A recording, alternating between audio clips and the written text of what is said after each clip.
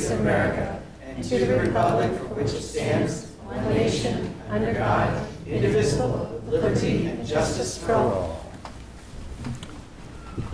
Thank you, everyone. We will start with the roll call. If everyone could introduce themselves, starting from my right. Joe Crawford, Assistant Superintendent. Jane Simard, Business Administrator. Michael Flynn, Superintendent. Michael Thiel, School Board Chair. Jen Thoreau, School Board Vice Chair. Jenna Paradise, School Board Secretary. Jamie Crew, School Board. Karen Rand, School Board. Good evening, David Clapp, School Board. Thank you, everybody. Our first order of business will be the consent agenda. For tonight, we have the public hearing minutes of May 26, 2026, the public meeting minutes of May 26, 2026, the non-public meeting minutes of May 26, 2026, and the manifest in the amount of $4,005,196.08, of which $2,904,963.98 is general payroll, and $1,100,232.10 is general expense. Do I have a motion to accept the consent agenda? So moved. First by Jenna. Second. Second by Jamie. Is there any further discussion? Hearing none, all in favor? Aye. All opposed? Motion carries 7-0. Next up, we're going to be welcoming our department directors from the SAU office for their end-of-year reports. Thanks, Mike. This is the end of the year report. The heavy lifting is in your board packet with their extensive reports at the end of the year. They're going to give highlights and certainly ask any questions. Jeremy has been excused from this meeting, so those questions will be directed at me towards the end. So without further ado, Dr. Dancy, looks like you're ready to go first.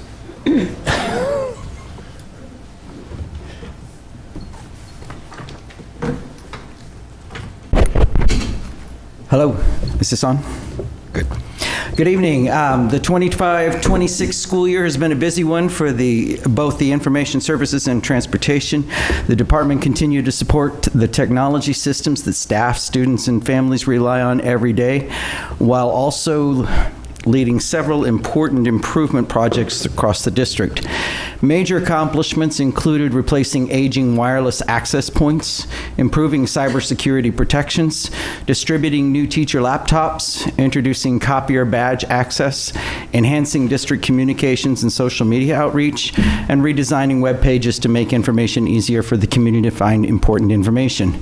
The department also supported the transition to new state reporting requirements, is in the process of expanding Google services through a grant, and has begun planning infrastructure projects such as managed fiber service at East Derry School, a new PA system throughout the district, and charging stations for the district's incoming electric bus fleet. In addition to these projects, the department continued providing daily support for classrooms, student devices, staff technology, security cameras, phone systems, websites, software platforms, and district operational systems. During the year, the team responded to more than 2,500 help desk requests while maintaining a high level of service across all schools and departments. In the transportation world, Joe and I facilitated the school start times task force composed of teachers, staff, administrators, board members, and parents. After months of research, discussion, and community involvement, the committee's recommendation was adopted by you all, and I thank you very much. I'd like to take this moment to publicly recognize the guys behind the curtain: Dan Boyle, our student data administrator; John Harding, our media coordinator; Dan Scanlon, our lead technician and technician at Grinnell and East Derry; Simon Hassick, our technician at Gilbert Hood; Tyler Timlin, the technician at West Runningbrook; and Dylan Scott, our technician at South Range, and Ernest P. Barca. I thank all of them for the fine work that they do every day, and that's my report. Any questions? Questions for Dr. Dancy? I do. Thanks, Cliff. So my last year on the board, the year before last, we had a meeting with First Student near the end of my term, and we had talked about the whole electric bus and what we can do to help recoup some of the costs that they're going to save with new fleets that were funded by the federal government. With the budget coming up in September, October, when would be an appropriate time to restart that conversation with First Student? Because I really believe there needs to be some, kickback's the wrong word, but you know what I mean? There needs to be something that we should get as a result, some sort of savings on our contract as a result of them getting new buses. on the behalf of the federal government. So I'll leave that in you guys. You don't have to answer right now, but think about that. If you could do me a favor and think about when the appropriate time is just to recall that committee and discuss this with First Student, so we can get any savings that we might get, and we can recognize it in the budget in the fall. That'd be very helpful. Well, Dave, every time I brought up the subject of electric buses, that question comes up. And honestly, we haven't talked about it yet because for a little while we didn't know if we were actually going to get them. And so we really don't want to talk about it until we actually see the buses on the property. But once we see the infrastructure is there and we know that the buses are coming, then certainly, yes, I would think that in the fall we'll be talking about that, since the contract negotiations are going to come up not in this coming school year, but the following school year. I appreciate it. It's just one of those being proactive kind of things that we want to make sure we get on our calendar, because I feel really strongly about this, and I have for a couple of years now, that we are, I think as a district, we deserve some savings from that big increase we got 3 years ago. I have a quick question, also in regards to the buses. So we are not going to be owners of the buses. First Student still will own them. When you talked about the charging stations, is that cost going to be incurred by us, or they are going to be the ones who also own that? We own nothing of the bus company. We own nothing. Okay. They own everything. The grant was based on our free and reduced status. That was what gave us the leg up as far as the other districts. Oh, I thought you were correcting me. Oh, no. But other than that, they own everything. And if for some reason we broke our contract with them, they would keep the buses. Okay. So the stations aren't going to be anywhere on our properties. It's going to be something that they... No, it's all at the First Student base location over there on 121. Okay, thank you. Any other questions? I had a quick question. Who is it that takes care of creating the content that goes on the website? That is a team effort. Just about anybody that submits something to me and says, hey, can we get this on the website? We do not have a communications director that dreams up all this stuff. I put it there. When it needs to be revised, I do put on my creative cap and try to make it look better. But other than that, it's really, I did create within the communications committee a way to meet with every director and every principal as far as submitting stuff to be put on the website, but there is no central person other than me being the vehicle to put it on there. Yeah. Yeah, I wonder, I know we used to have was it a technology leader stipend, and there was a teacher in each school that I think actually ran the websites back before we had this platform, right? They did the individual schools. They didn't. Yeah, the individual school websites. Yeah, right. Before that, Tracy Graham was responsible to do what I have been doing for the website. But we really haven't had anybody. Yeah, that was one of the responsibilities of the technology lead teacher.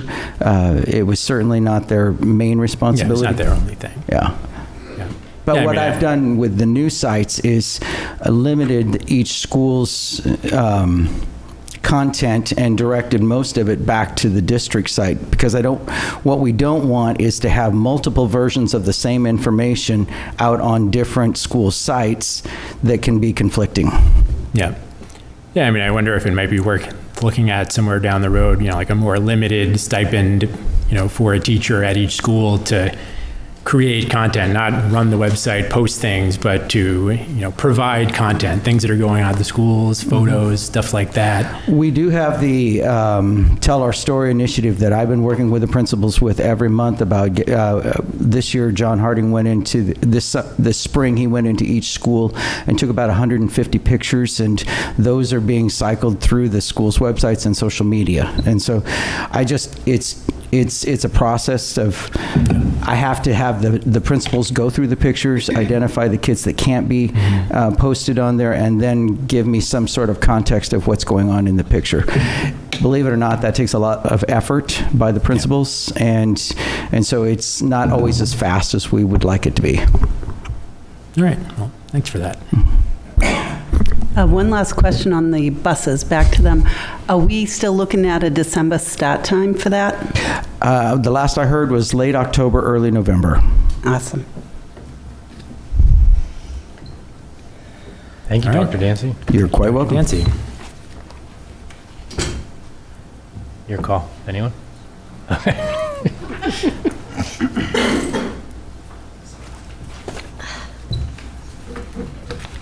Hello, everybody. How are you doing?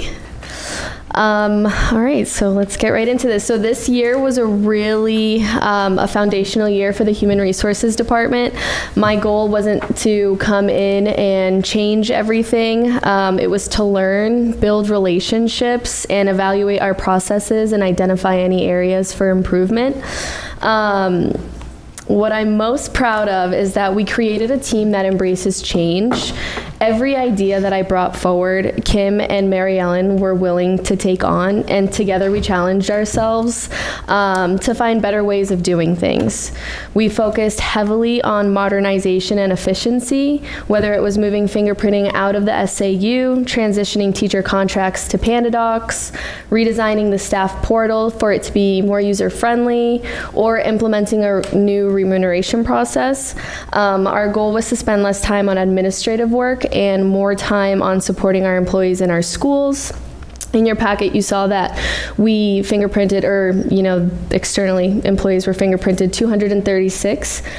For fun, I decided to ask Mary Ellen how much time it took them to fingerprint one employee, and it took them 20 minutes per employee. So that's about 78 hours that we got back in the Human Resources Department to work on efficiency, operations, processes, things like that. So I just wanted to throw that piece in there. We also spent a great time of defining responsibilities within the department. So just establishing some clear lanes between the three of us and building systems that will support the district long after this year. Most importantly, I believe we built a human resources department that is approachable, responsive, and focused on service. The work reflected in this report is a direct result of a team that genuinely cares about the district and the people that work here. I couldn't be more proud of what we accomplished this year, and I'm excited about where we're headed next. I know Mary Ellen and Kim will hate me for this, but shout out. They were the best thing to happen to me this school year. I couldn't have asked for a better team, and I'm just super grateful for them. So thank you. Questions? I had a quick question. How is, I saw your numbers. How are you doing in the substitute teacher area?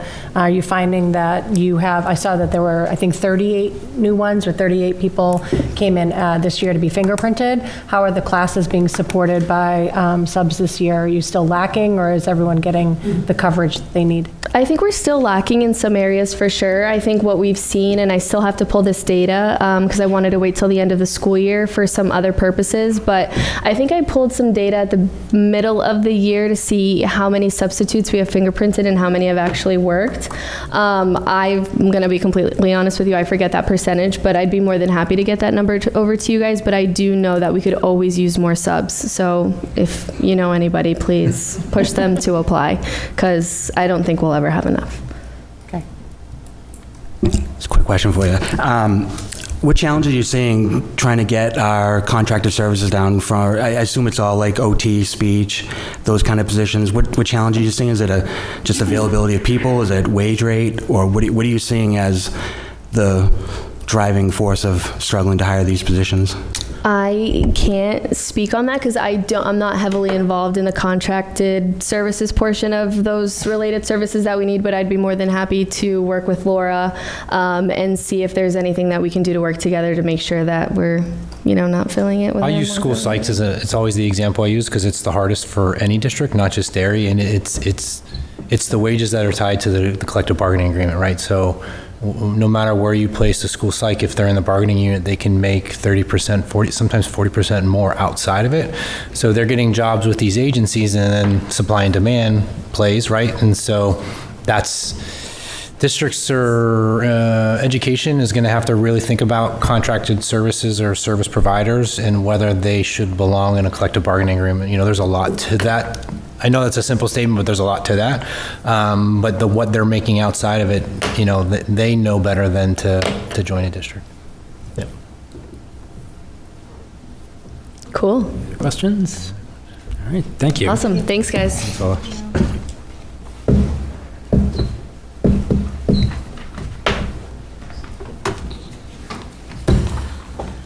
Hello, everyone. So I am so proud tonight to share several highlights that reflect our tremendous work, really, that's happening across our district. This year, our team, which is Erin Trinard, our elementary coordinator, Patty Thomas, who's here, our secondary coordinator, and then Mitch Edwards. Our goal this year was really to strengthen curriculum, improve instruction, use data to inform decisions, and ensure that every student has access to high-quality learning opportunities across the district. In literacy, we continue to strengthen our K-4 framework through the Science of Reading and UFly Foundation that is aligned to all of our instructional materials. This has also allowed us to create a consistent and coherent learning progression throughout all of our elementary schools. In math, our math specialists and teachers continued their work through the targeted focus block, focusing groups using assessment data to provide students with additional support or enrichment based on the individual needs of those students. This work has strengthened our number sense, mathematical reasoning, and personalized instruction for students across the district. The results of these efforts are encouraging. District-wide, 60% of our students met achievement benchmarks in English language arts, and 59% met achievement benchmarks in mathematics. More importantly, and that's through the NWEA assessment data. More importantly, this marks the second consecutive year of strong growth and achievement across all of our elementary grades, demonstrating that our systems and instructional practices we have put in place are making a positive difference for our students. At our intermediate and middle school levels, we implemented our new grades 5 through 8 ELA program called Open Up.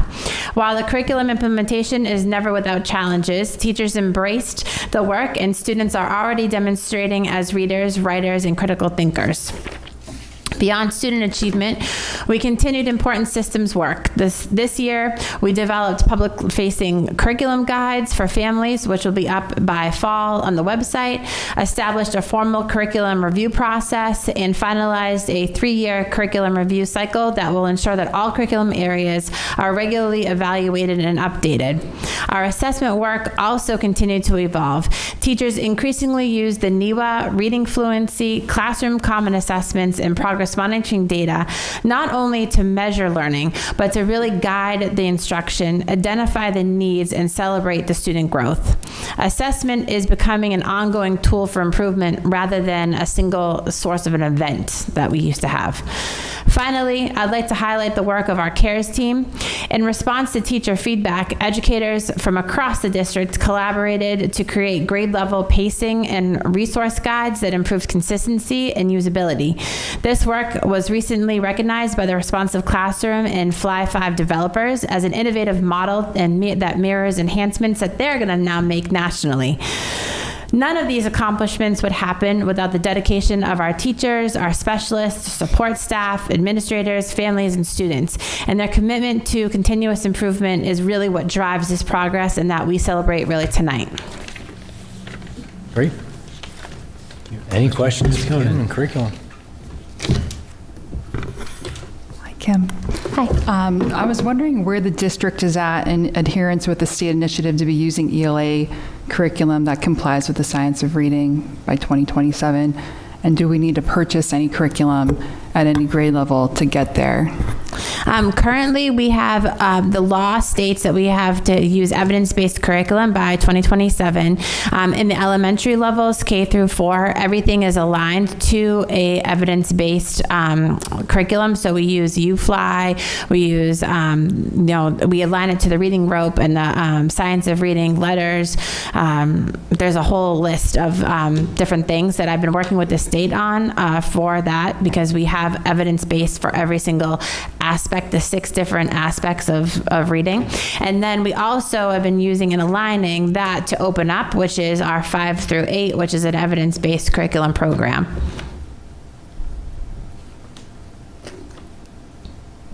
Hey, Kim, this might be a Michael question, but I'll ask it. So when we have the warrant articles every year now, we have to put the proficiencies of the district.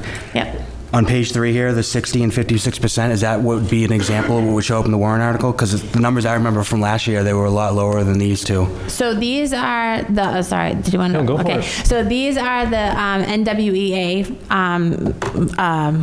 proficiency scores of achievement, which they have grown. However, I can't speak to the SAS data, but the SAS data right now is embargoed, but we have, it is trending. I've been watching the trends, and we are trending in an increase across the district in both ELA and mathematics. That is what goes on the ballot warrant article.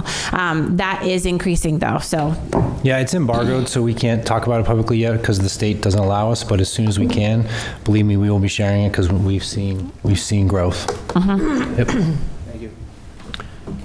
We've gotten this question before. Could you elaborate more on, when the SAS results or the NEWA results say proficient, what does proficient mean?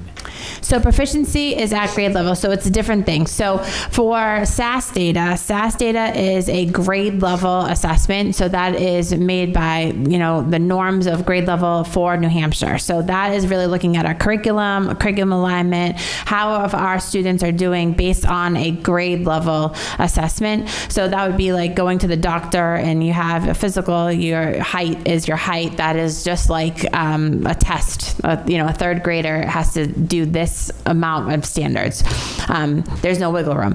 In NEWA, which is our individual assessment, that is an assessment that it will increase if the child is getting the answers right. It goes to a little bit of a harder question. If it's not, it goes down to a little bit of an easier question. However, it's based on a norm scale, and that norm scale is exactly what, like if a second grader took it in May, it is against a second grader in New Hampshire that took it in May. So it is referenced. Yeah, can you elaborate a little bit more on the percentage? So let's just say someone says our district's 50%. Does that mean only half our kids can read? So at 50%, yes. So at 50%, our kids, yes. So what I'd like to see is in reading, for example, if you have an achievement and you have a growth. So we always look at both.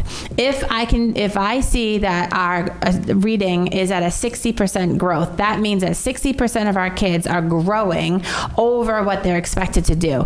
That is exactly what we're seeing right now. We are closing the achievement gap as we are moving in both ELA and in mathematics.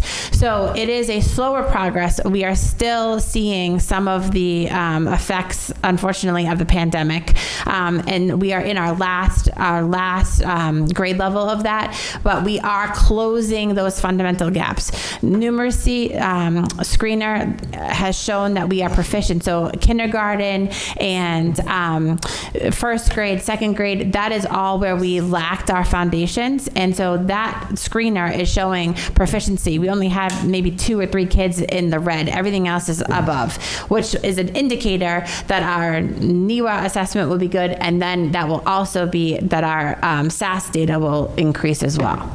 Does that make sense? Yeah, thank you. It was a much more blunt way of asking my question. Well, it's true. It's the reality of where it is, right? And we can't be afraid of where we are, but it more importantly is where we're going. And you can't go from 56 proficient to 74. That doesn't happen, right? That growth that she's talking about, if we're seeing 60, 65, that's positive growth that closed that gap. And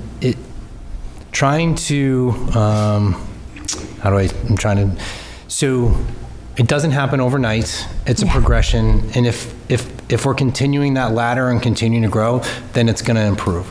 And the internal scores that we're seeing through NEWA are more important to us, honestly, because that's showing us fall, what do we lose over the summer? Then it's showing us winter, how do we do when we got back? And then it's showing spring, how do we do all year long? That's a very important internal score for us, and that's showing progress. Yes. When you try and compare New Hampshire state assessments, it's challenging, right? That's depending on when we give the assessment, we might give it after recess one day, after April break. There's a lot of components that go into that. That's why the NEWA is very important to us, because it's pretty regulated, pretty calculated on when we do it and when we're able to achieve it. So. And I can take that data, I take the SAS data and the NEWA data, and then I look at the classroom data, because now our classrooms have common assessments that they have to look at, and the teachers score that as a whole grade level, so it's consistent. Then I look at all of that data with the grade books, and I triangulate it so that I can see if we need curriculum improvements or if we have to increase a little bit more here or there. So that's all the work that happens, and we do that with task force teams over the summer. Teachers are on those task force teams. So back to my blunt comment, because I don't want someone to twist my words, okay? When we talk about 50% proficiency, that doesn't mean someone can't read. That's not it. It's the standard in which they're being assessed at, right? So it's whatever that competency is in 3rd grade, 4th grade, 5th grade, 6th grade, 7th grade, and whether they can meet that. That's not like I can't open a book and can't read. That's not absolutely accurate. It's comparative to the norms throughout the state of New Hampshire. So we're seeing growth. Yeah, we are seeing a lot of growth. I've said to the board since the beginning, if I come back 1 year and we're not clicking in that direction, that's a me problem, right? And this year I can't wait to share the results, honestly, because you're going to see the work of the common assessments, the embedded curriculum, all the things that we're laying in place, you're going to see continued growth. I have a quick question, Kim, and this might have been before your time, but I know you said that we're still kind of feeling the residual effects of pandemic, which is wild to think we're on year 6 already. So K through 6 are now aging out of, well, they still have 2 more years, but they're aging out of the assessments and whatnot. If you were to go back to pre-pandemic and we were to look at the NEWA scores, would they be... I don't know if you've done this. Have you gone back to that time to say, I'm just going to pick 3rd grade? Are their proficiency scores back pre-pandemic better than where we are trending now? Or have we seen an overall, I don't want to use the term degradation because it's not that bad, but are we seeing an overall trend that is maybe not just pandemic related, but other factors coming into play? So the pandemic, the biggest effects for the pandemic is in math. That was nationwide, not just New Hampshire, at a national level, because they didn't do enough math. They did a lot more reading on the computer, right? So then as 2019, if we went back to 2019, I did look at the NEWA scores. Our NEWA scores growth is higher right now, so that means that our kids are accelerating at a higher rate than before. Our achievement is pretty much the same in ELA. For NEWA, for math, it's increasing. SAS, we both, what now I'm seeing on SAS, we have trended higher than we have in 2019. So I did look at 2019 data. Okay, that's great. Thank you. One more question. I was curious about I know the grades 5 to 8 had the ELA rollout with the open up resources introduced. I was wondering over the past year, one of the things I was concerned about when that was brought forward, about a year ago now, Dr. Crawford and you came here to talk about that introduction starting in the fall now, making sure that we were very mindful about getting teacher feedback on that and using that information to inform whether or not we use that. And I know this overlaps a little bit with the work we've been doing in committee, which is coming up with the rolling review and having people weigh in on, different stakeholders weigh in on the curriculum, but making sure that there's formalized mechanisms for teachers to provide that feedback. I think it's great. I mean, there was certainly a need to provide some sort of uniform curriculum at that level and to align it with what's going on at the lower grades. I think that a curriculum is not necessarily, better than, it's better than nothing, certainly, but I'm just curious, what's the feedback been? Are teachers providing that feedback in any sort of formalized way? If not yet, will they have that opportunity to do that? So that we're thinking really well. My concern is, as a board member, is really about where are we heading, not only a year from now, but literally 5 years from now? Are we making good choices for curriculum right this moment that's going to lend itself to that later on? Yeah, that's a me question, because it's when I'm directing all of them to seek feedback, not just curriculum, special ed feedback, human resource feedback, technology feedback. So it's pretty calculated on when you want to receive that feedback. June is typically not the best month to seek feedback at the end of the year. But what we've been doing, I know I'm pointing to Patty because they've been reporting out at the director level. the anecdotal feedback at the weekly meetings or the bi-monthly meetings, they've been receiving that. We've changed on the fly. We've pivoted several times this year already. Instant feedback, but more about the long-term planning. That's going to be coming in the summer and / fall when people are, the temperatures come down, and we'll send direct feedback surveys types of information so that we can garner. I know we pivoted on a book this year. 2 books. Yeah, and it's so important because they're the ones that are directly in front of the humans, right? The students. So we can say all we want from these chairs and these offices and these seats, but we need to be listening to them. We changed our schedule in the middle of the year because there was a lot of challenges. So we've done those pivoting. So the short answer, Jen, is we have not received like a formal one. It's all been anecdotal through the meetings, but we're going to. Yep. Thank you. Yeah. Thank you. Kim, I'm just wondering, so sorry. No, it's fine. Back up 6 years ago, the thought was there would be a 10-year cycle to move past the pains of COVID with children and learning, right? But with all the changes that you've made, I'm wondering how we decide, is it the changes that we've made that are positive? And how do we know that kids have really caught up the learning loss from COVID?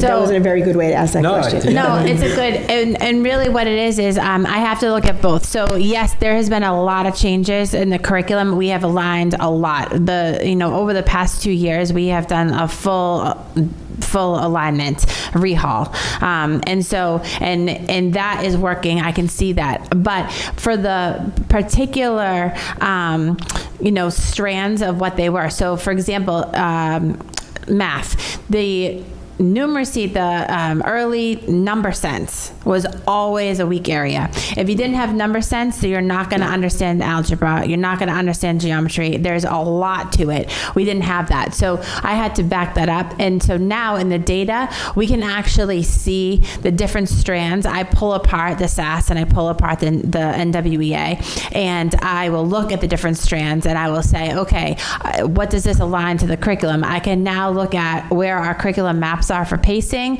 I can now look at the assessment data and I can see, okay, where are they off pacing? I can tell if a teacher is off pacing or if they're on pacing just by what the data shows me. And we have more of the classroom assessments that are aligned to all of the things and all of the targets. So long story short, the kindergarten through 4th grade, we are showing major improvement in the elementary, sending them strong to the 5th, 6th, 7th, and 8th grade level. The 6th, 7th, and 8th grade, we're still at that tail end. We are narrowing the gap. Like I said, 60% of our district is in achievement, and they're growing, so that's rapid. And so that you typically see, like before it was like about 30 to 40% growth, and so now we're doing 60%. In some cases in 8th grade in our ELA, we had 74% growth in one of our ELA classes. So I mean, we are seeing that the scope is tightening, but we still they missed a lot of those key foundational things, so it is going to take a little bit of time to get them up. But that is again not a Derry thing, that is a national problem. It's an interesting question because my brain actually goes to how we've had the younger students specifically learn how to play school better. And so we've had some major behavioral challenges, and I know it's one of our special ed heavy things is that acclimation back into a controlled environment, having to learn. So as an interesting question, I'd be really intrigued on pulling some data specifically, because when you reference 1 through 4, right, we've now got them in earlier, where that's 5, 6, 7, 8, that was that bigger gap. And I'm just referencing my own 8th grader at home about how he was home at that time. So, The studies that did the 10-year reach, they're kind of interesting to look at and to see where they are and if it really is 10 years or is it 12. I mean, I can go back to the 90s when I was not on the board. However, we had a huge budget cut in Derry, and we had not a lot of opportunities for our kids. And even then, educational experts said it's going to be a 10-year catch-up, and it really was a 10-year catch-up. Just from it was horrible, but it was a 10-year catch-up. it's just interesting to me. It is, and after the pandemic, the science of reading came out, and then that was a whole different change. I mean, Derry, they had the Lucy Calkins, and so it wasn't a systematic, explicit how to actually decode a word. And so now that we moved into UFly, which is a evidence-based program that aligns to the science of reading, and it's really the science behind how to read and decode words. So there is a lot of shifts in curriculum in general. Thanks. Off the hot seat, we good? Go quick. No, go quick.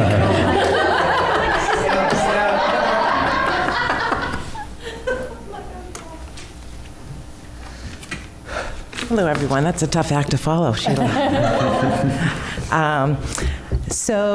This year in special ed, I feel like it's been as busy as ever. I always joke about the fact that, I can't wait for this season to be able to get the kids all settled in. Okay, the holidays are here, and then there's the long winter months, and then there's the end of the school year. So there's always a season, and it's always busy. This year, we are actually full staffed at the SAU at this point. So it's been nice to have assistant directors and some assistance with going out to schools and building those relationships, and really just realigning what we are doing in special ed, looking at our processes, being more efficient. We've developed an organizational chart, so we're trying to really distinguish who is responsible for what, so it's not everybody answering the same question, or going to me for one thing, going to Christina Kaskowitz, or going to Kristen Mitchell, and really having it be drawn out. So we're really working on our organizational structure, and I think that's been really helpful. I think it's helping facilitators and teachers and principals as well to get their questions answered. So that's been a big piece of this year, clarifying those roles and responsibilities. One thing this year, every year in the spring, we get our LEA determination, which is kind of our report card for special ed. And it goes through all of the different indicators, and we get marked with a 0, 1, or a 2. This year is the first year in a while that we have met requirements across the board. So I'm very proud of the staff with those pieces. One of the focuses that I think back to even just to deep is really having kids integrated as much as possible in the general ed curriculum with their peers, going back to playing school and knowing how to be in a classroom, how to be a student, how to be around your peers. That's gone a long way for some of our more disabled kids, that they have positive role models, and that's really allowing them to grow and flourish in the classroom. So that's been a focus, and so there's always those areas that we still got a 1 or we still got a 2 in, but we are fine-tuning those and improving along the way. One big thing is that students are becoming more and more complex with their disabilities. There is a rise on multiple disabilities and autism. One thing that really shines through, and I appreciate technology for helping with this as well, is our nonverbal kids. So there's been a real big push with training, equipment, using AAC devices, and that's been, I think, a growth for all of the areas, whether it's a teacher using it, paras using it, speech and language, programming them, and really working on developing that vocabulary, and having students be aware and asking kids to use their board, and having that be a very accepted way of communication at this point. So that has been a huge area of growth, and that's something we'll continue to work on. As far as challenges, Dave, you brought up the staffing pieces, Contracts are almost as challenging as hiring at this point, because everybody's using contractors. So that's really pervasive across the district. I meet with South Central monthly. We have contact throughout the month via email of who has somebody to share, how can we share our resources, whether it be transportation going to and out of district, whether it be do you have a program that we can use because we don't have the capacity or even staffing at charter schools that we're, trying to work with other districts to share those resources and share that to cut down our costs and other districts' costs. So that's, I think it's been a lot of networking, a lot of relationship building with the area schools around us, the area districts, and so that's been kind of exciting this year about with being able to use those resources. Unfortunately, it doesn't grow the resources, so we're still always looking for speech paths, school psychologists, OTs. Right now, we're actually full, which is beautiful. Paraprofessionals, nurses. It kind of runs the gamut. That's always and contracts. I can call 5 or 6 agencies and nobody has anybody. I get lots of, we have, and then you reach out, okay, I'll have my recruiters look for people. And that's, kind of the way, and we're dealing with recruiters from across the country at this point. As far as, I think the biggest piece is really the area of growth, really looking at, where we could be better, how we can fine-tune what we do. We have the PEGS process coming up, which is the Program Approval and General Supervision. That's a cycle that every district goes through, really looking at their special ed process, right down to forms and IEPs and going through very general pieces and very specific pieces and really going through the whole special ed process. So we'll be doing that with a cohort of other districts with the support from the state.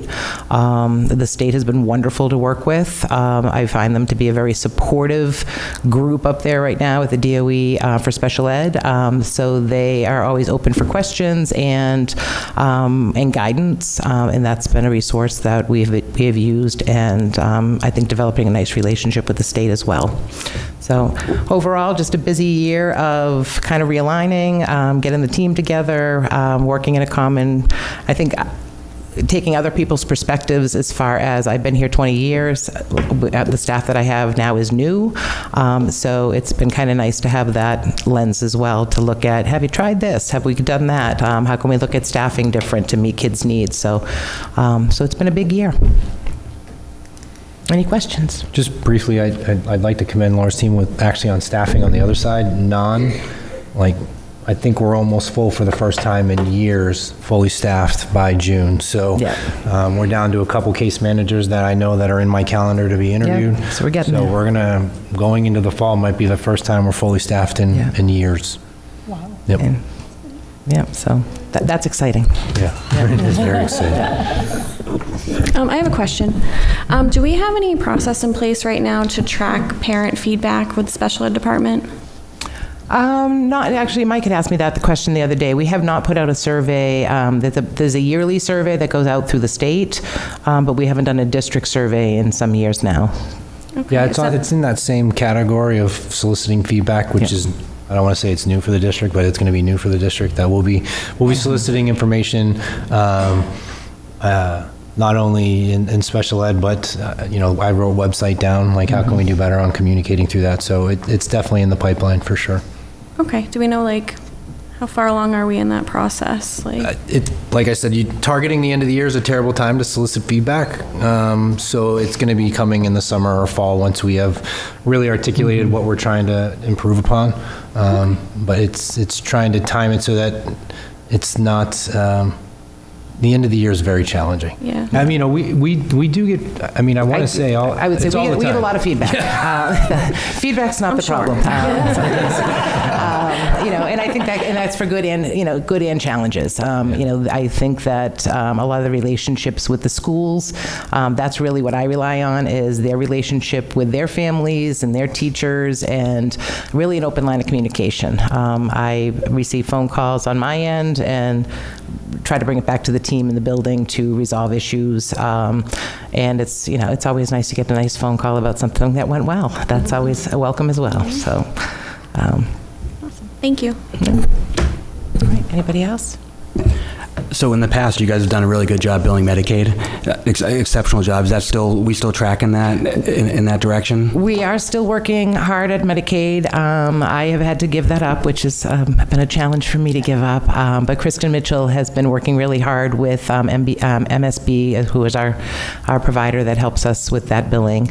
And there are big changes going on in New Hampshire, which I can probably talk more about in the fall, of how Medicaid is going to be processed, which is, I keep hearing that it's going to result in an increase in the money we get back. So fingers crossed for that. So we've been to multiple trainings over this spring, getting ready for that process.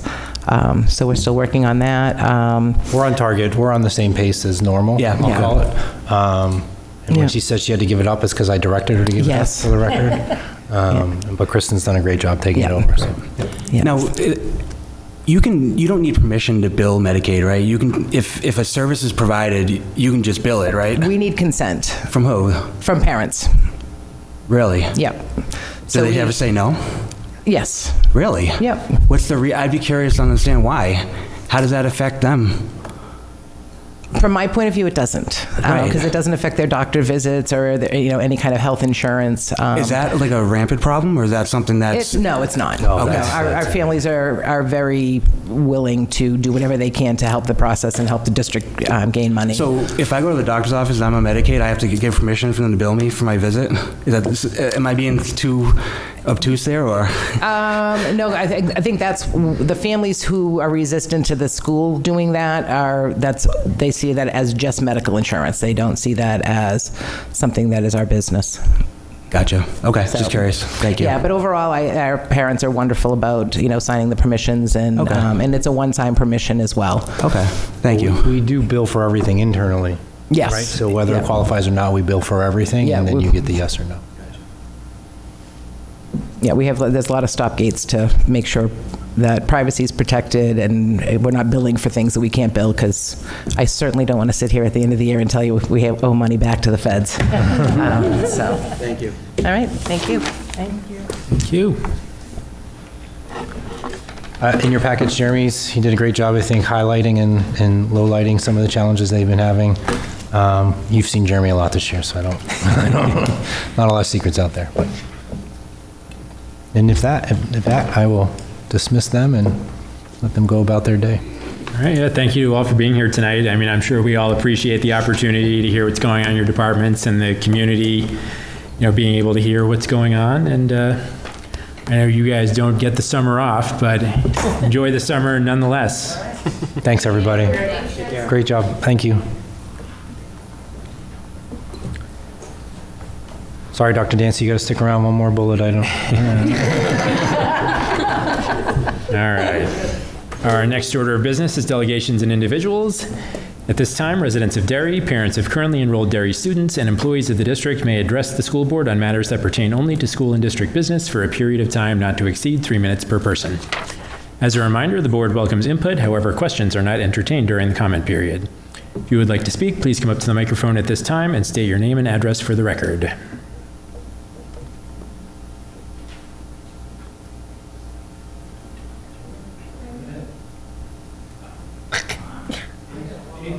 Shot clock running.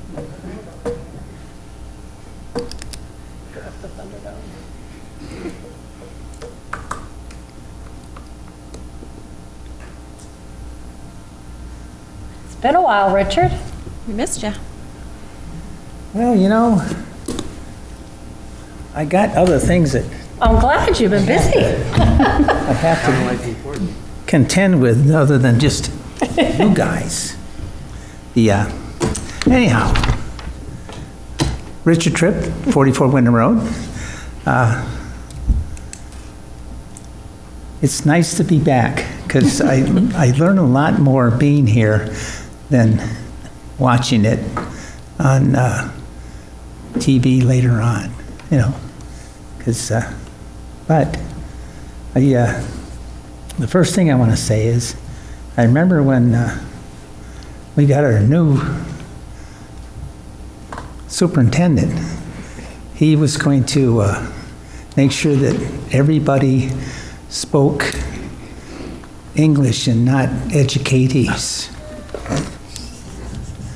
But I noticed that there's lots of educatees tonight. You know, I would appreciate at least the first time they use an acronym that they explain what it is, because I can follow things, but it makes it a lot easier if I know what you're talking about. Yeah, but I know I spent some time this afternoon going to the Department of Education website to look up how the children are doing in the schools as assessed, and you know, it was I was glad that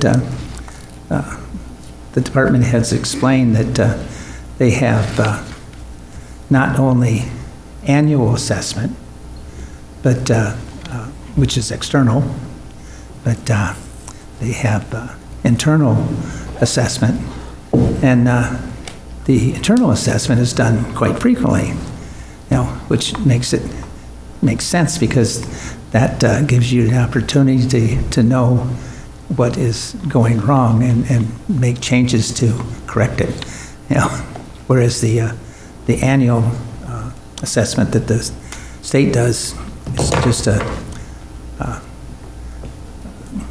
stake in time. So I remember a couple years ago that we went from letter grades to proficiency. I was just wondering if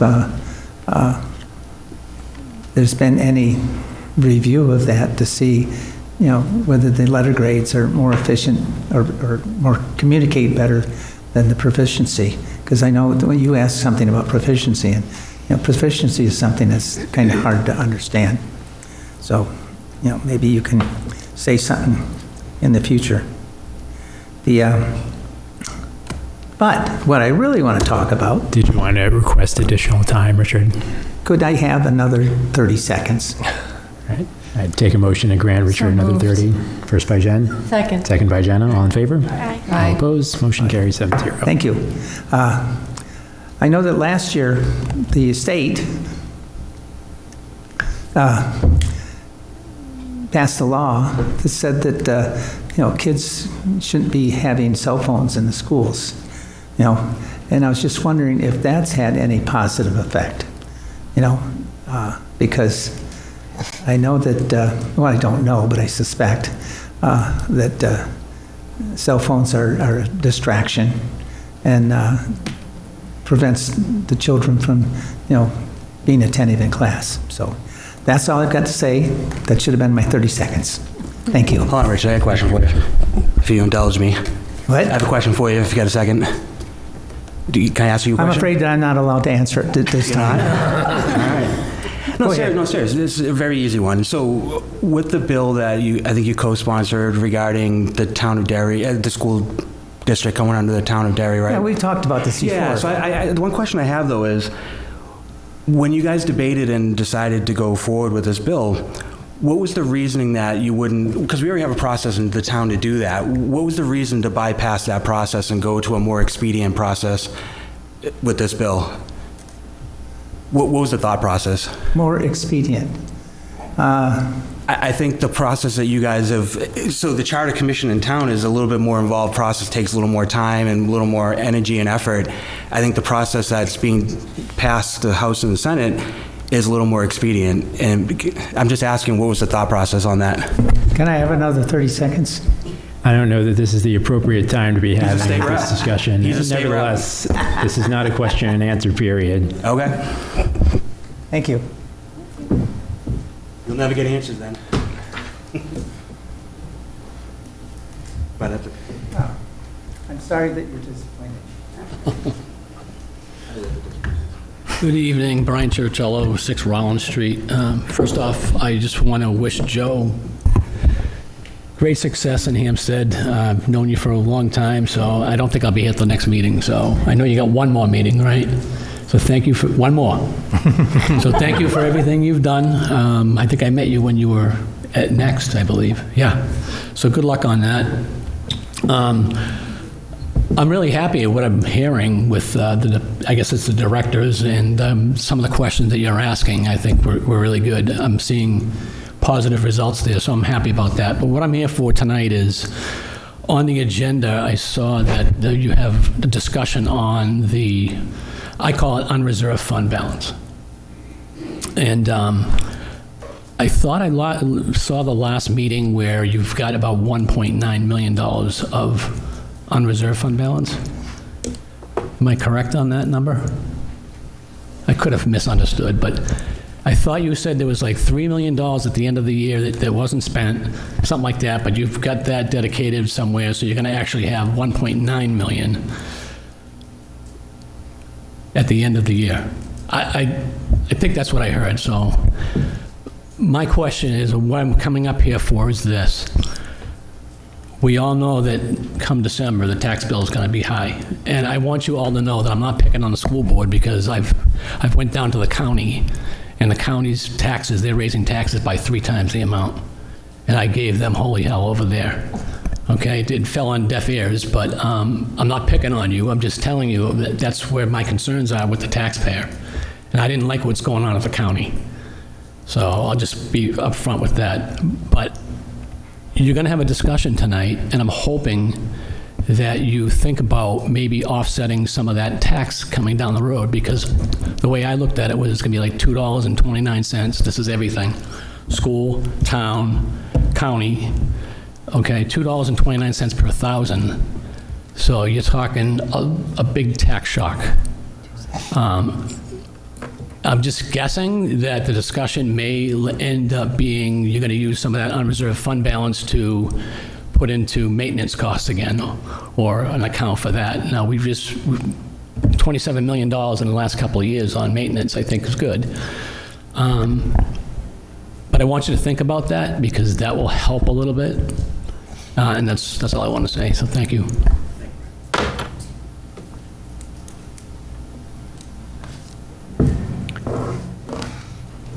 All right, I'm not seeing anyone else coming to the microphone, so we will move on with the meeting. However, the public comment period will remain open until 7:48 p.m. If you wish to speak prior to that time, approach the microphone and I will recognize you at the next break in the agenda. All right, no student members with us tonight, so we'll move on to deliberations. We have 3 items to consider tonight.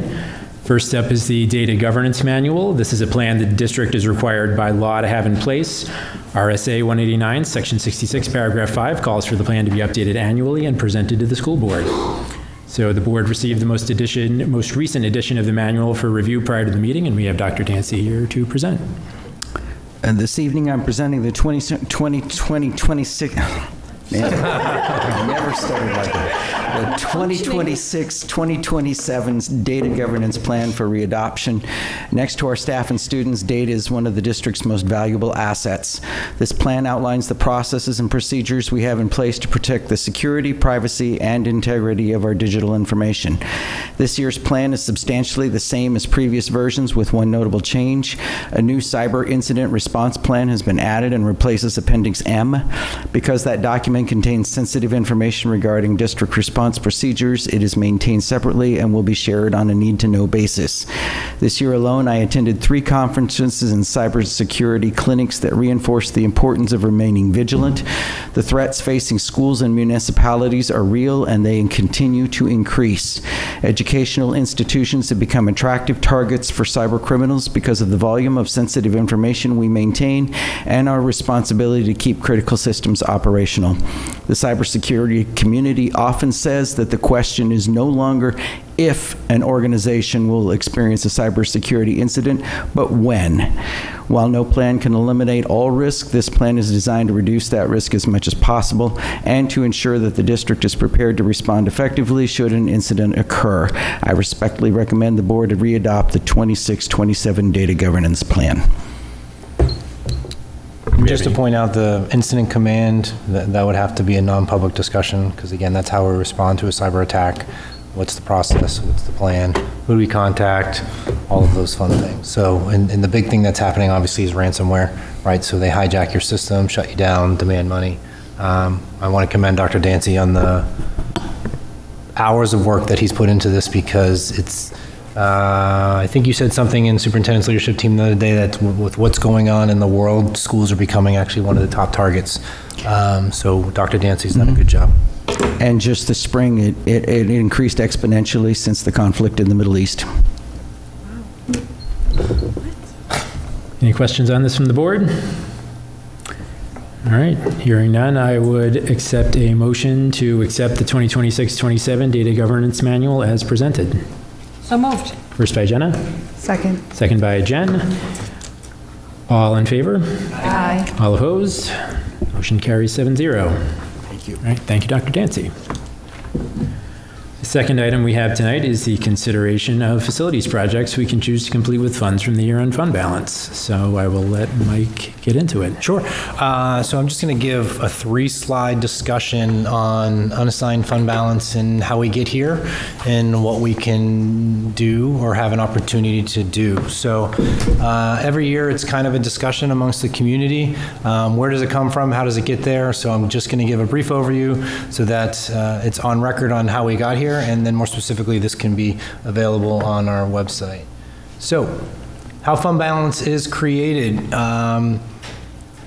Technically, it's revenues exceeded budget amounts, expenditures that are lower than budgeted, and then the encumbrances for closeout and projections. So what does that mean? It means that we may have received unanticipated revenue. What was the one we recently got? E-rate. E-rate's an unintended revenue, so that will go into a fund balance line.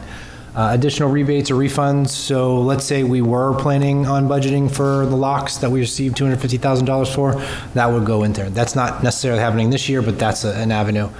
Increased tuition, so that could just be someone who is tuitioning in and our increased tuition, or maybe we received more applicants than we have. Not something that occurs greatly here right now, but that's definitely another one.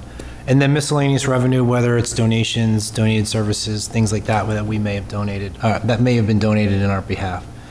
Expenditures are lower. This is typically one that we always talk about. I always use electricity, power. Maybe we over budgeted, under budgeted. Winter is not a good example. That'll be an over budget this year for salting, plowing, things along those.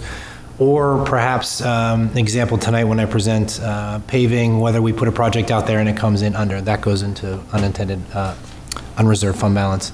And then last year is prior year commitments, and that's the challenge that we face specifically with public comment this evening is these are all projections right now. We still have outstanding bills or outstanding plans, specifically special ed, transportation. Let's use transportation example. We may have a bill out there for $250,000. We have to encumber that money to make sure we're able to pay, and then between now and June 29th, maybe we only use $187,000 of that service. So that other $700,000 or $70,000 comes back into fund balance. So those are different ways in which fund balance, unreserved fund balance occurs. So here are the strategies that we've talked about throughout the year, but maximizing your contingency. Remember, we accessed contingency this year. It's an opportunity for unforeseen, unplanned things that may occur, and you can keep up to 5% that was voted on and approved. Encumbered projects, so you can assign projects already planned. So perhaps we're not doing this in Derry, but it's another way that maybe we were going to build, I'm just saying, build something new. And we had budgeted for it, but at the end of the year, we have unreserved. You can use that unreserved, and then that also carries over for other money. So that's one way of doing it. You can address current district needs, so that, remember, those are needs, not wants. I want to be very clear. There are some of those things that we want to differentiate, because even though we may have spent a certain amount of money on maintenance, there's going to be more, because that's how we got to where we are, right? So we want to try and get ahead of things. That's the real goal with maintenance. And then certainly return the funds. So example this year is we promised the taxpayers $1.5 million during our budgeting process. So that means that the first $1.5 million of the funds is going to be going back to lower those taxes. So those are ways to do those strategies.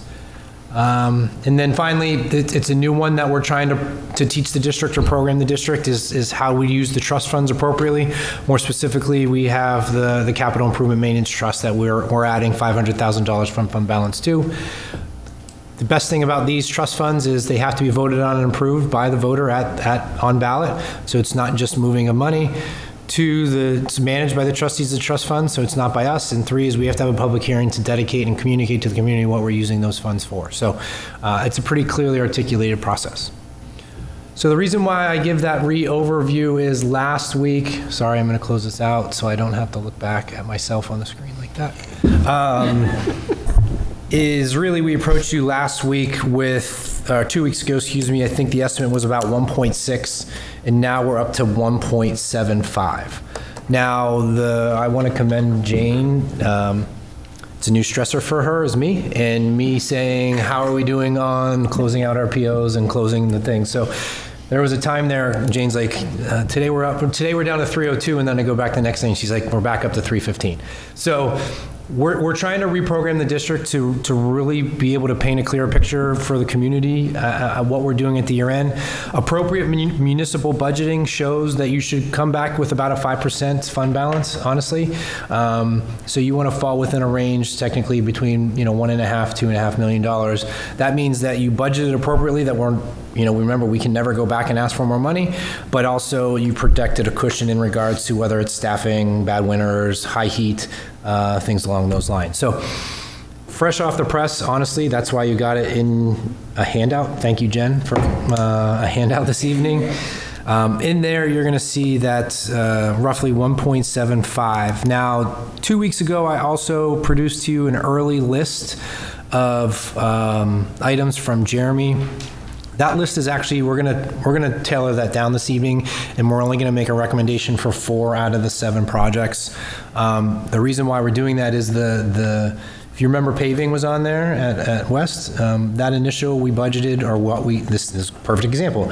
We anticipated it being about $125,000. The bid came back for about $55,000. Oh, that's nice. So what we're doing is we're now going to request that music room wall for about $50,000, the loading dock replacement, which is a huge hazard, and then the bleacher seat replacement, which is, as we've mentioned, the community uses really repetitively.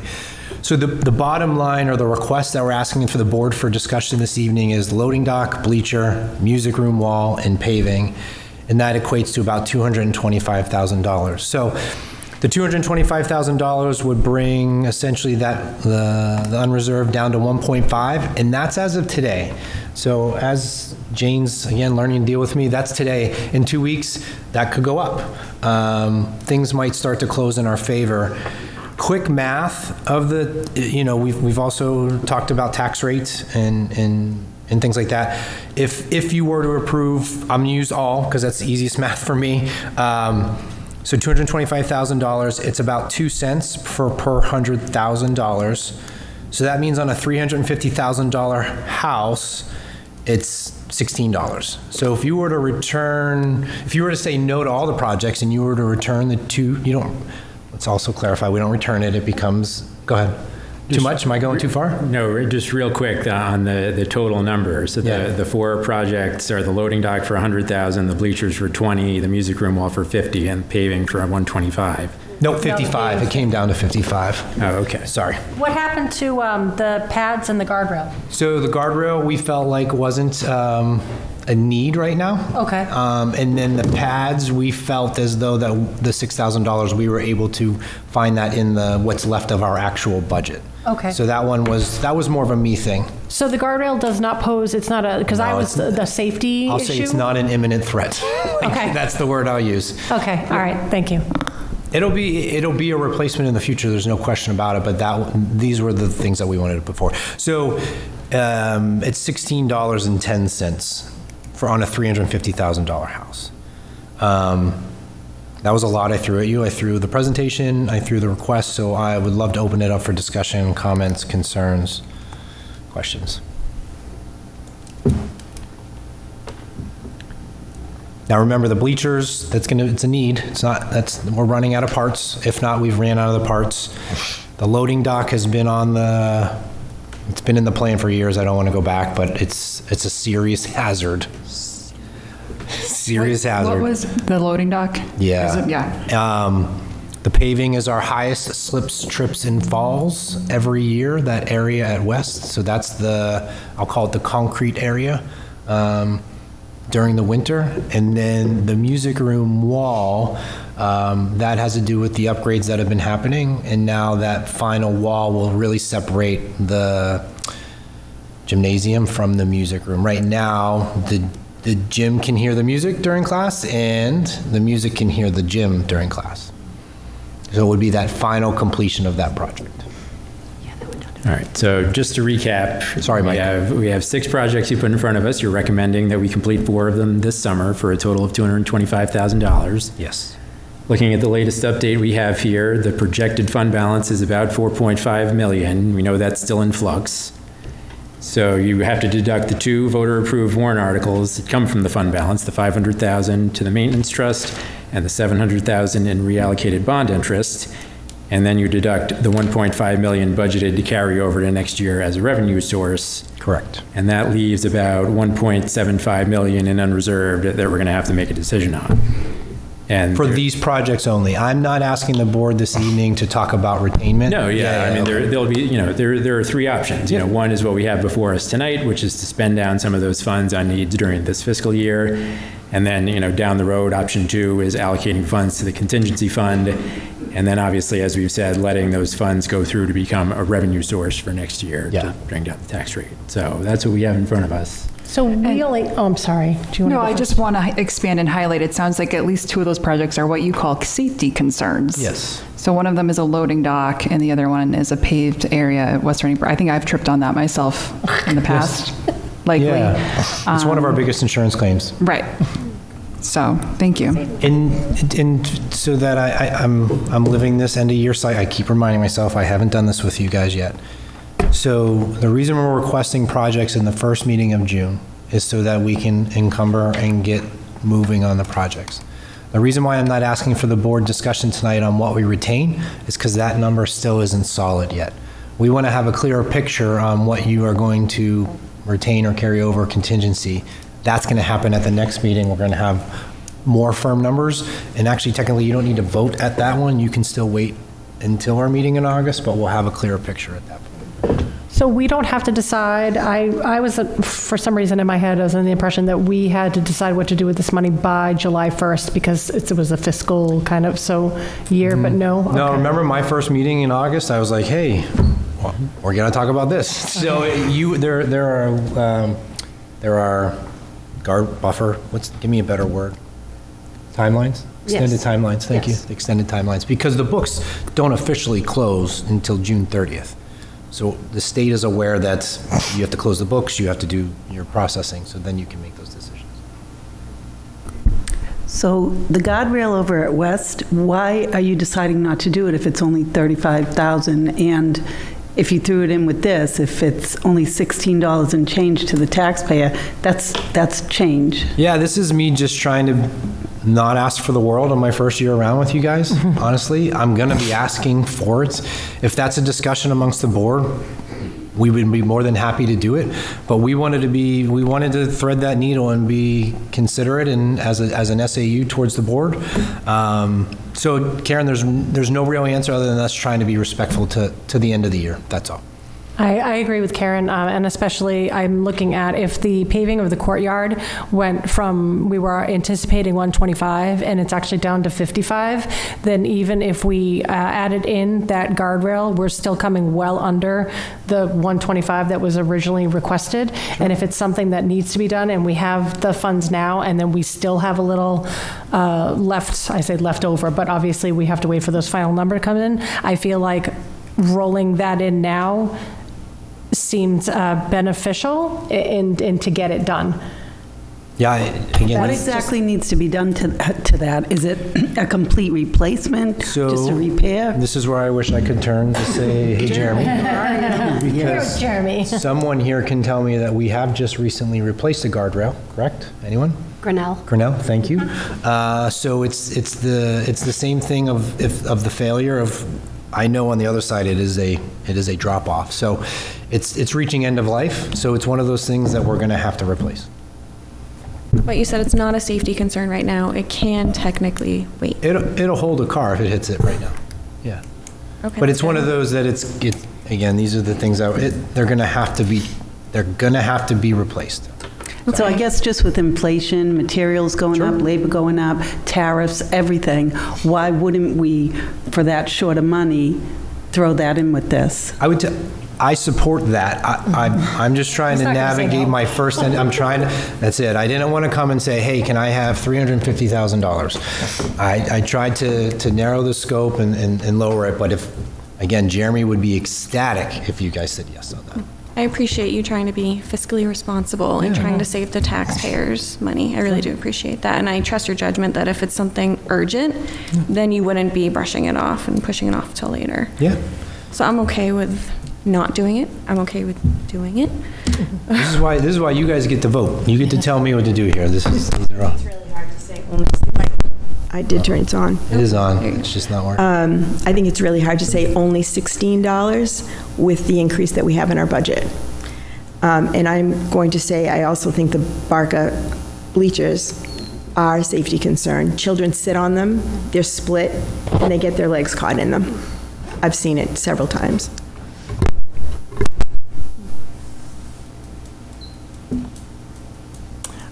I would just like to highlight, I hear Mr. Turricello's concern, certainly. I think that, as Brenda just stated too, $16 is $16.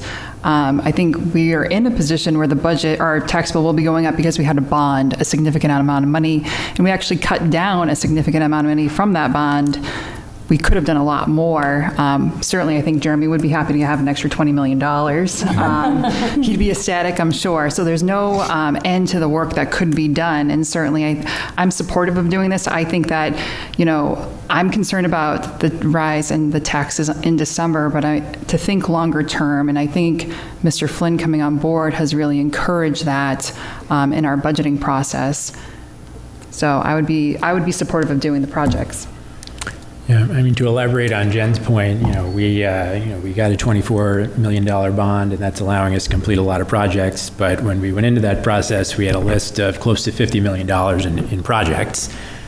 So, the bond is going to help us really tackle quite a bit of that list, but there's still a lot more work to be done, and we're going to have to continue chipping away at that, even as we do the projects that are being covered by the bond, if we don't want to end up back in the same position that we were in before. So, when you look at these opportunities that we have, to complete 4 or 5 projects here and there with money that we have available, this is what we have to do to keep up with these projects so that we can, pay them down now before costs go up, before things accumulate again. Here's another thought. So as presented, the 4, right, and we've talked about the guardrail, a couple people brought that up.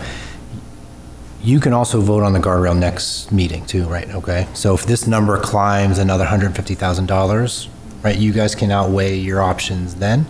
I would say the ones that are on your list tonight are time sensitive, where the guardrail would not be as time sensitive in entering in and things like that. Like we could secure something for the guardrail replacement in that last week of June? Yes. Okay, thank you. So that's just a thought. You don't have to make all the decisions, but this would certainly help us on our planning side for those larger.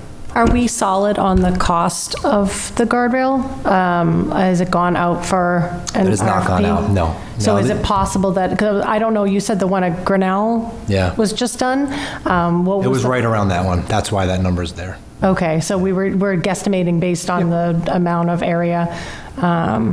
Okay. I agree with Karen saying with the prices of everything going up, that could then shoot up higher even, the next time that we do it. I feel like if it's something that, especially if there's a drop-off, I'm just thinking of Nemo, don't go near the drop-off, and then we want to take care of these things while we have the funds, and it still leaves plenty of money in our assigned fund balance. It's not like we're stretching it.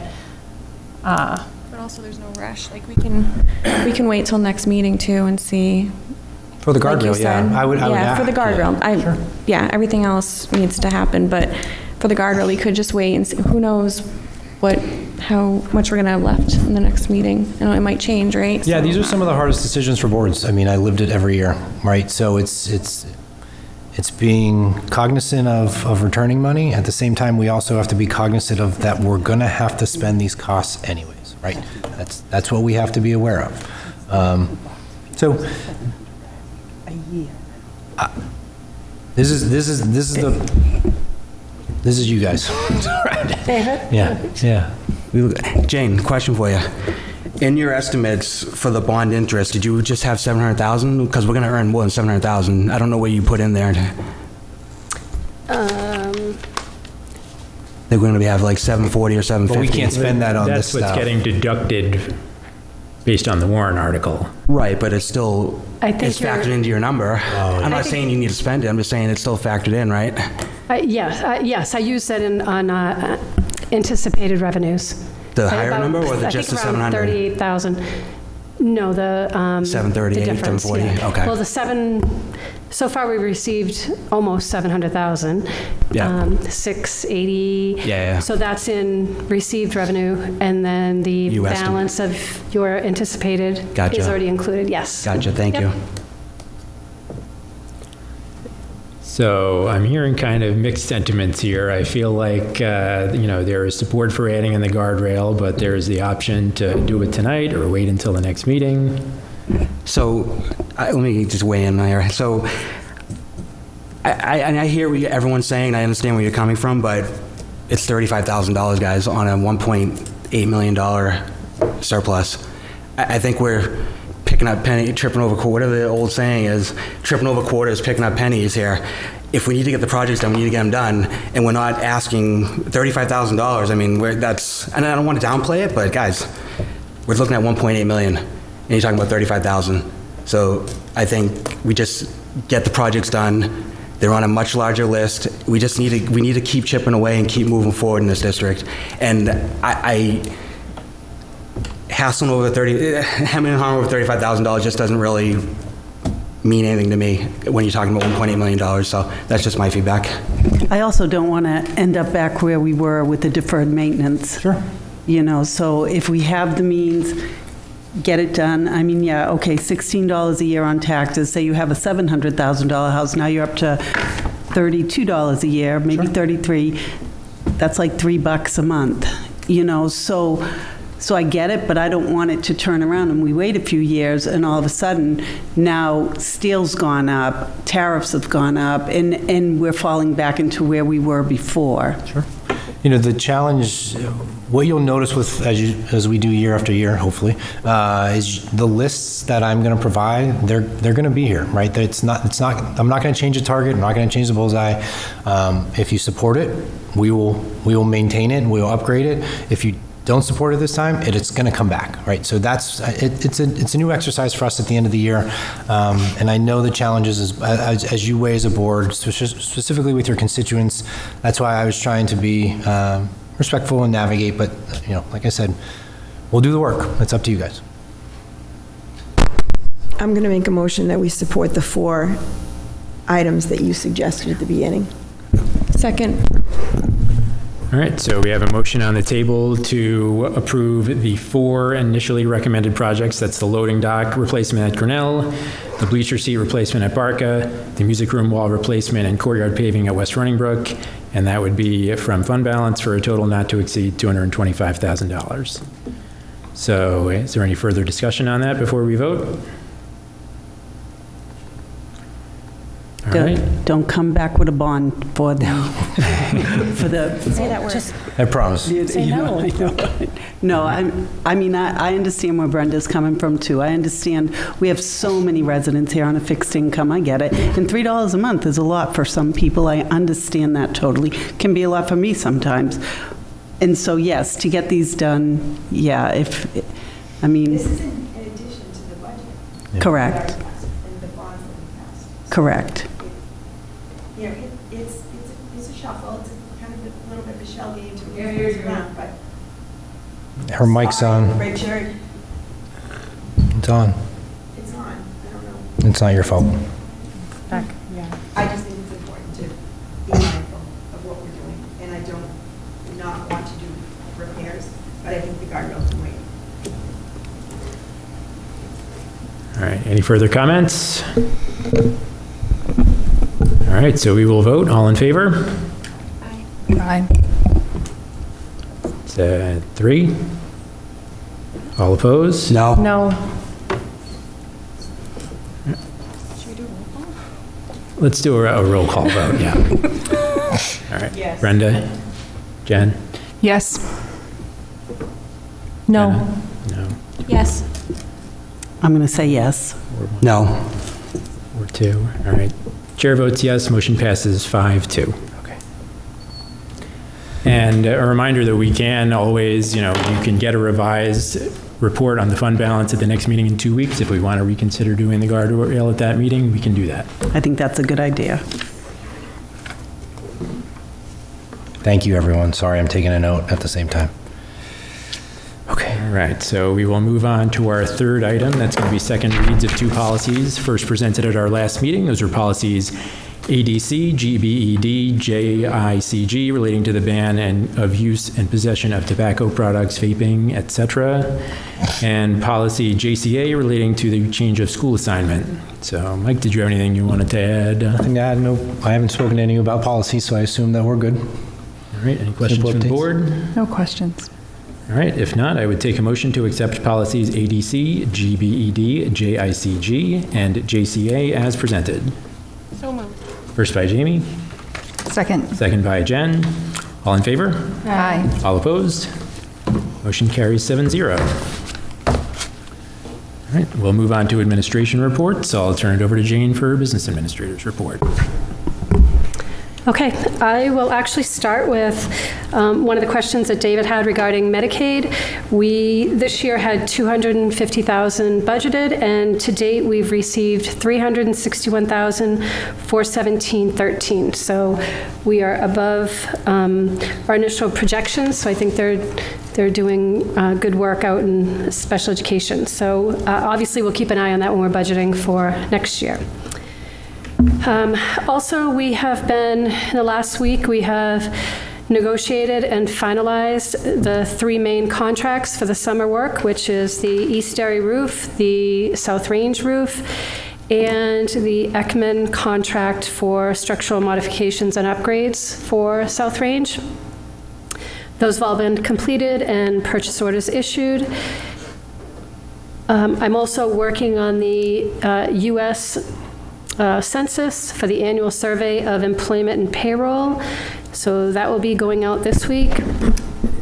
Our staff is going to be transitioning, I think I may have mentioned in the board meeting, we're transitioning to a cloud-based software, which is the same software, but instead of using a desktop, it is very different than our desktop version. So our training starts next week, and then we will have another 4 hours the following week on the cloud-based version, training on that, and then over the summer it will be department-specific on the training.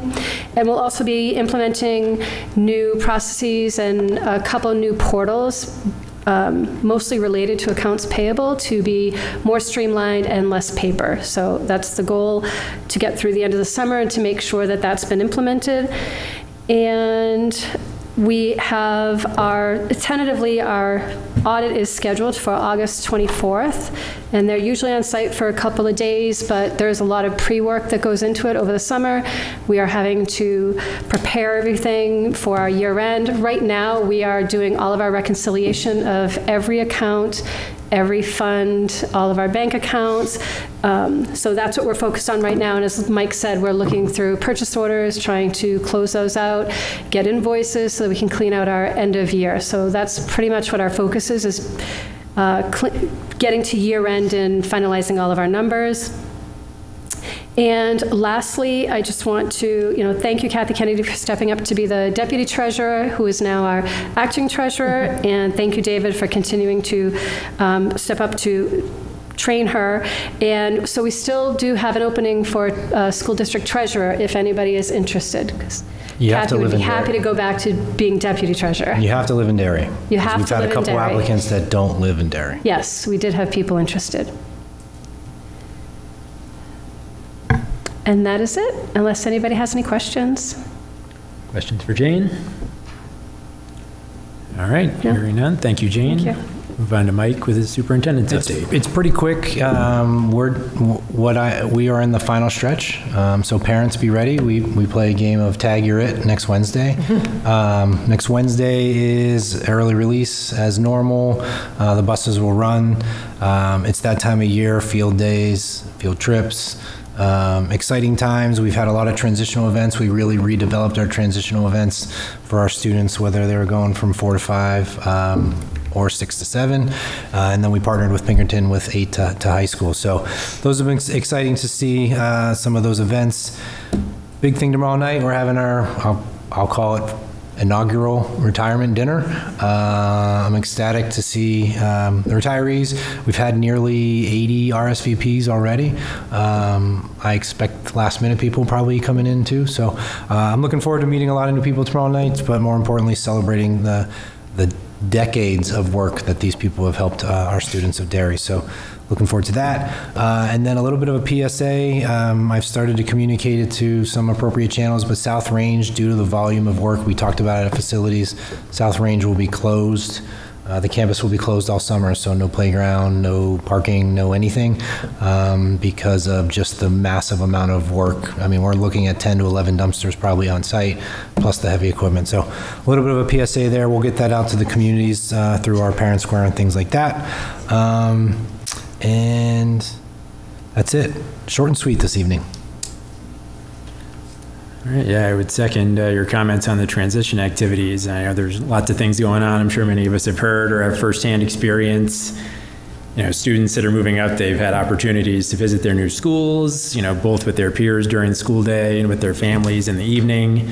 They've had opportunities to meet with, you know, students who are already at those schools, learn about the different activities they'll have available to them, and, you know, there are more opportunities that they'll have before they get to the first day of school. So I was really impressed, you know, with the work of our building, SAU administrators, teachers, staff, you know, to really make sure that those students that are moving up are going to feel comfortable next fall. So thank you to, you know, all the staff and the work everyone's done across the district for, you know, how well this, you know, it's a very hectic time of year, how well everything has been managed. Controlled chaos. All right, we will move on to committee and liaison reports. First up will be Karen with an update from the Finance Committee. So everything Jane said. Sound like me. And then I look forward to the final number of the unassigned fund balance so we can put that guardrail in. Yeah, the unassigned fund balance was a big topic at the last finance meeting, and we covered that extensively tonight. So thank you very much, Karen. Any other questions on finance? Anyone? All right, I'll go to David with an update from the Facilities Committee. Yeah, we met last Thursday. Basically, Jeremy kind of gave us a detailed project plan of this South Range project this summer. Very little days off, very little.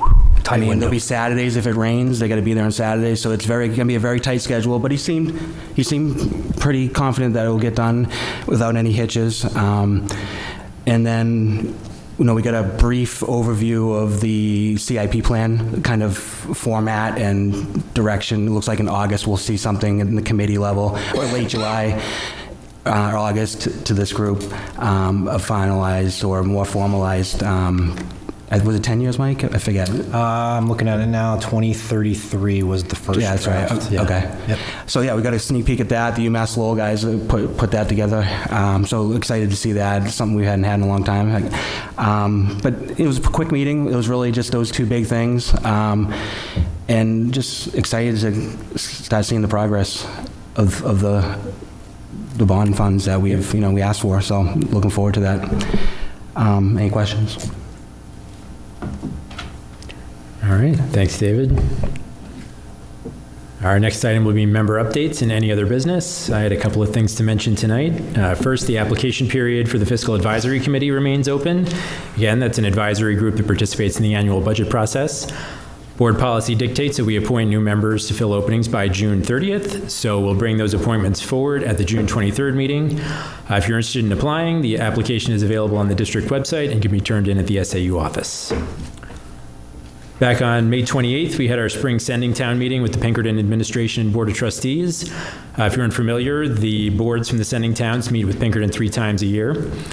We received updates from their administration, including their budget timeline for next year, the status of their start times committee, which is still focused on the idea of a busing consortium between the sending towns. And Derry PD was there. They gave us an update on the incident that they had on campus back on May 20th. So on a related note, Pinkerton's graduation is coming up this Friday, so congratulations to our graduating seniors at Pinkerton and also at Next, who have their graduation on Thursday. Anybody else have any updates, comments? Yeah, so the only thing I would say, it's really just a comment. When we discuss the fund balance and projects and whatnot, one of the things back in December, Jane and I worked together. So we had operating funds just sitting in Citizens Bank in an investment account making 1.99%.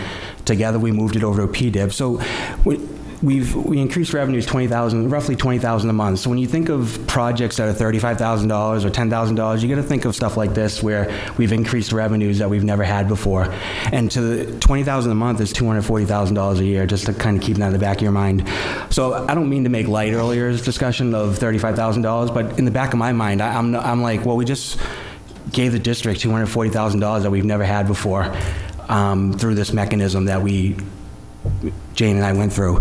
So those are some of the things I would caution board members, not caution, just kind of think about when you hear those kind of things, when we do increase revenues that we've never had before. That money's well spent doing projects for maintenance. Any opportunity we can get, whether it's $35,000, $10,000, whatever the number is, it's worth just checking off the list, because we know the list. It's $38 million, well, probably more now, but it was $38 million 2 years, whatever it was, 3 years ago. So that's all I'd say, is when you're considering spending money, consider the things that we have generated that we've never had before in that case. Thank you. I had a couple of things. So first of all, happy Pride Month, everybody. The second, you already said that Next is having their graduation Thursday, but it's open to the public, right? Like, for everybody can come? I'm pretty sure. Yeah. Okay, so it's at 4 o'clock on Thursday at the Derry Opera House. And congrats to the Next graduates. All right. I also wanted to mention Hood's graduation, which will be before the next meeting as well. So congrats to all the 8th graders moving onward and upward. That's going to be on the 16th. And I also just wanted to quickly address a question that Mr. Tripp had when he came up here, when he was asking about the cell phones and how it has affected the classroom. I haven't been in the classroom, but I have heard from some friends and I've heard from some kids that it has been overall a beneficial move. There have been some snags obviously in the beginning and implementing it. It was a change, but overall, I've heard it being a positive thing. It has lowered instances of bullying because the kids don't have their phones out there to record things, which was also often an instigator of wanting to egg people on. It has brought in more engagement. The one complaint that I'm hearing from most kids is that they don't get to listen to their music, but it's making kids go out and buy iPods, which I think is hilarious that I've actually seen kids with iPods and Walkmans. They're scouring thrift shops for Walkmans and Discmans now so that they can have their music so they don't have their phones. So there's been a transition period, but I think that overall they see the benefits and that it has been a good thing. That's at least what I have heard.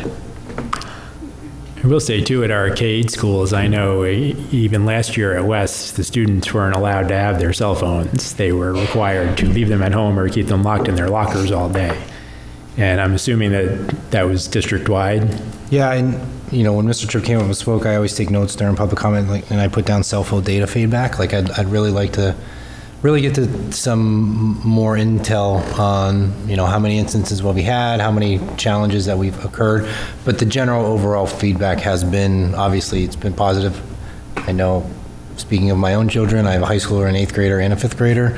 My high schooler has noticed a significant difference, and then my 8th grader, same thing, kind of rules were already there, so not a whole lot of change. But yeah, I would imagine it probably had a bigger impact at Pinkerton. Yeah. I'm looking forward to digging in. Yep. All right.